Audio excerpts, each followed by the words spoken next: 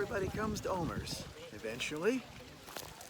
And we're located right here on the shores of the Galilee. As I understand it, we're in the Gedera region at this point.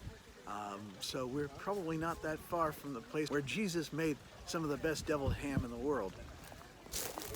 I have to laugh at this. He's really leaning into the fact that he's in Gedera. No, OMER'S not an Arkansas Razorbacks fan or alumni for that matter, but it's just go Hogs go, down the cliff. City that Omer mentioned before when we were at Gamla. But I want to read from one of the Decapolis, right? The Roman. That's a Roman city, one of the Decapolis. part of the Decapolis. I want to read from Mark chapter 5.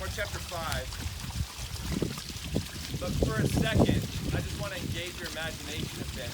Because I just love to sit here and imagine what happened. Right out there in the middle of the lake, it's a boat of 13 guys, and it heads towards this direction, toward the shore where Sucija is.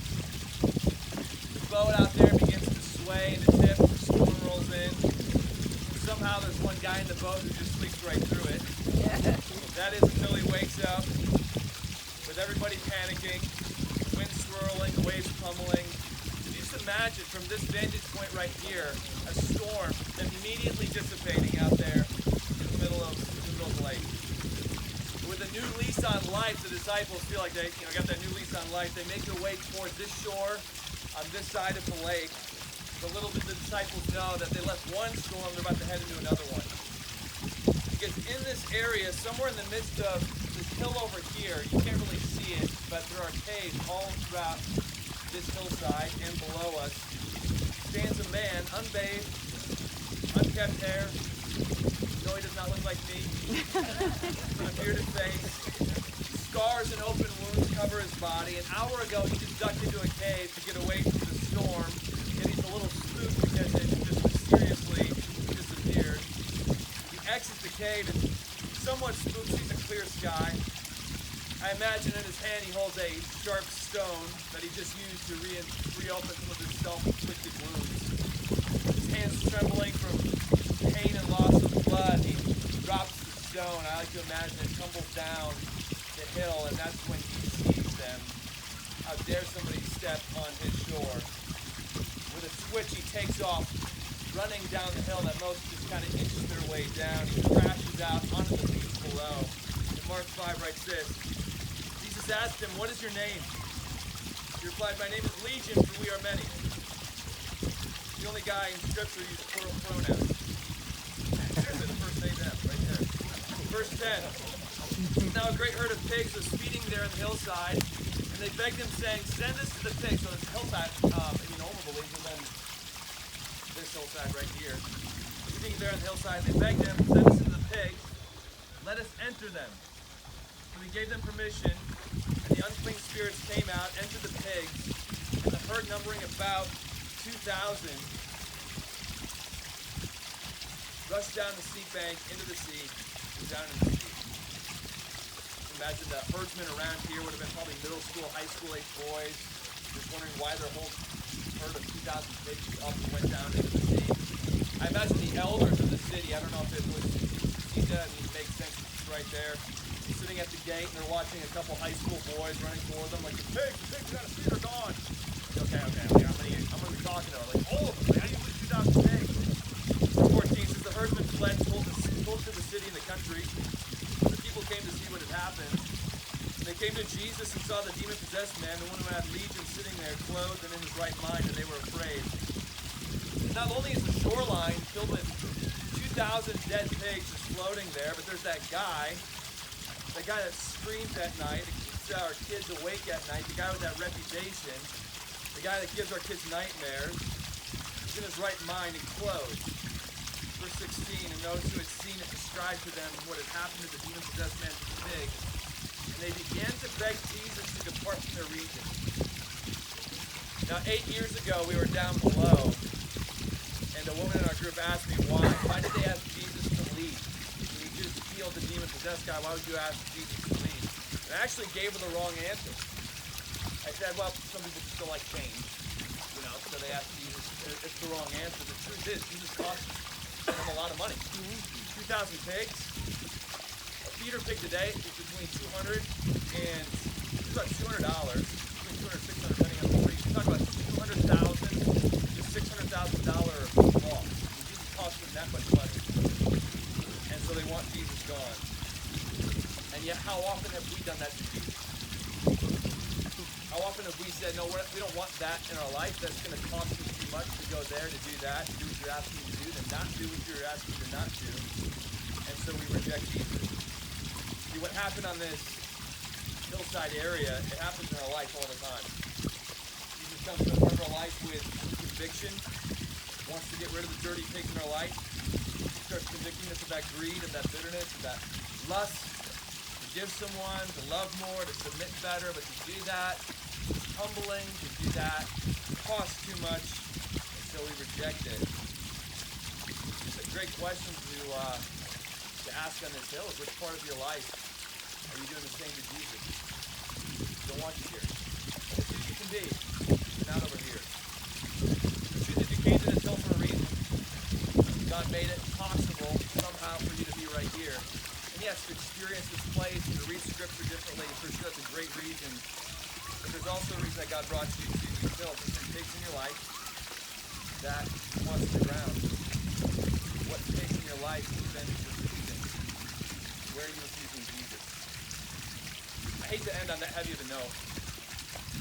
So I've actually asked a couple of our worship guys to lead us in song. I know we don't have a projection, so we just grabbed one of the most popular songs that we sing at the bridge. And so I'll hand it over to you guys. You can all stand up. What do you think? What's the closest missile that Reach us. affected this area? There is one that actually landed not so far from here. But this is how that works. That missile hit a burst pipe. So basically the entire shock of the explosive was absorbed by the mud. There was nothing. Okay. Nothing. We didn't hear anything. It was about a mile away from here. But this area was not that much affected. We had the entire war, we had 6 sirens, the whole war. 10 minutes north of us, Gamla area, a lot more. So the missile defense system is not through here. No, the range doesn't reach. Lebanon range doesn't reach here. And why would they fire here? What are they going to kill? 2 cows and a donkey? I mean, right here. Yeah. Use your ammunition on, cities. But It's expensive as she was. yeah, it's not cheap. I'm surprised you have a window here in this. If this is a bomb shelter, is that Because you have the iron doors that you seal them and it bolts. okay? So it's So- and they're heavy. So there is something solid Oh, in yeah, between. yeah. This is not just looking out over the outside. No. When you go outside Yeah. now, look at it. It's like this thick. It is heavy. I see. When I flew to the States, I had to close this because Michal cannot close it by herself. It's too heavy. Even on the suite, like just like. Try to push it. You'll see. Yeah, it is. Yeah. Man, well, thank you for showing us that. Yeah. That's really cool. Try to push it. Well, that's a tempting. The outside, push On it. the outside. Okay. When Omer was showing his bomb shelter, I was surprised that there was a window. Wow, this is. But he says they're kind of heavy to move, so let's test that out. Okay, it takes a little bit of effort, but I can do this while looking at the camera, so it is what you think it is. On the other hand, once this is closed, yeah, they'll be fine. Okay, sounds good. And you can see here, they've got a ventilation shaft. So even if they're completely sealed in, they're in good shape. Only in Israel would you need something like this, I'm afraid. But maybe not for much longer. It's a little strange to be a tourist at somebody's house, but this is not the house per se. This is something that they have in the front yard. It is a yurt, and I think some of our staff have been here before and stayed in this place.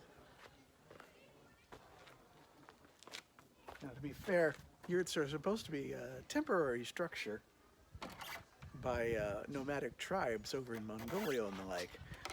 They've basically turned this into a whole separate room. which honestly, now that I look at it,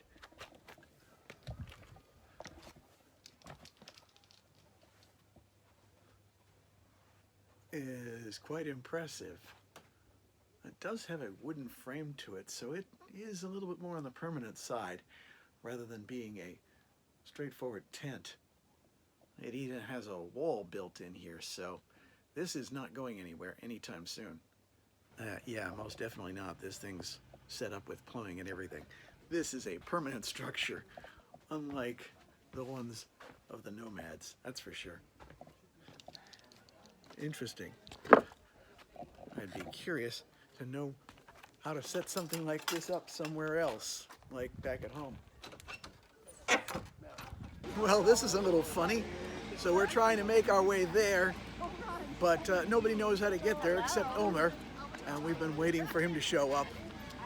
We are going to be having dinner at the community center rather than at his home, partly because his home is too small to contain us all indoors, and there's some threat of rain. It looks like over Tiberias about the same way as it did over Osaka a couple years ago when I was leaving there. Yeah, you can hear the thunder now. So we're going to be eating inside, but we just need to get there. Should be a 10-minute walk, or so I've been assured. We'll see how it goes. Well, I'd show you a picture of what the dinner looks like, but it seems like the power just went out, so we're going to have to make do with what we can. It's been an interesting night. There we go, the light's on. I promised I'd show you what I had, but everything's been half-eaten at this point. Sorry about that. It's just as well. I really don't know when anything's cold, so I'm not going to be able to tell you what it is, so. Well, apart from that one moment of the power being out, that was a pretty lovely supper. So, and it seems like the rain has come and gone. That was quick, actually. So,